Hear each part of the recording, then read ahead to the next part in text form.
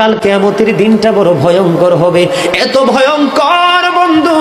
আমার নবী বলেছেন উলঙ্গ অবস্থায় মানুষগুলো হাসুরের ময়দানে একত্রিত হবে রে। ও বন্ধু, প্রত্যেকের কবর থেকে ওই হাসুরের ময়দানটা কমপক্ষে 50,000 বছরের রাস্তা হবে রে বন্ধু। এই জন্য নবী যখন মেরাজের রজনীতে বোরাক দেখেছিল, আমার নবীকে আল্লাহ দাওয়াত দিয়েছে, বোরাক দেখে আমার নবী এত ক্রন্দন করেছিল, মনে হয়েছিল যেন আমার নবীর চক্ষু মুবারক দুইটা ঝর্ণা হয়ে গেছে। এই যুবক, কাল কিয়ামতের দিন ঘাম এত ঘামবে রে, কেউ মাজা পর্যন্ত, কেউ নাভি পর্যন্ত, কেউ বা আবার পুরো শরীর বন্ধ ঘামের নিচে ডুবে থাকবে, আবার মাথার মগজ টকবক টকবক করে উতরাইতে থাকবে রে।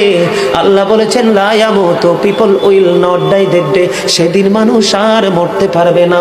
আল্লাহ বলেছেন ফিহা ওয়ালা ইয়াহইয়া, people will not be able to live that day, মানুষ সেদিন বাঁচতেও পারবে না। আবার আল্লাহ বলেছেন অমাহুম আনহা বিগাইবিন, people will not be able to escape that day, সেদিন মানুষ সেখান থেকে পালিয়ে যেতেও পারবো না রে। দুর্গাপুরের যুবক, হাদিস শরীফের মধ্যে এসেছে কাল কিয়ামতের দিন আল্লাহর আরশের ছায়া ছাড়া কোনো ছায়া থাকবে না। ওই কাল কিয়ামতের দিন এই দুর্গাপুরের যুবকগুলো চাইয়া দেখেন চাতক পাখির মতো বসে আছে।